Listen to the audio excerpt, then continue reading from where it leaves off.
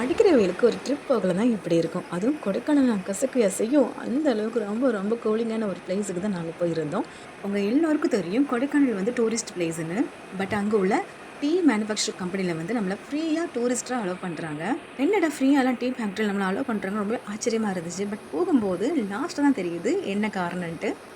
ஃபேக்ட்ரியில போனதுமே நம்மள ஃபுல்லாவே ஏ டூ இசட் எல்லாம் விசிட் பண்ண வைக்கிறாங்க. அந்த டீ டிகாஷன் ப்ரிப்பேர் பண்ணக்கூடிய அந்த டீ இலை இருக்கு பார்த்தீங்களா?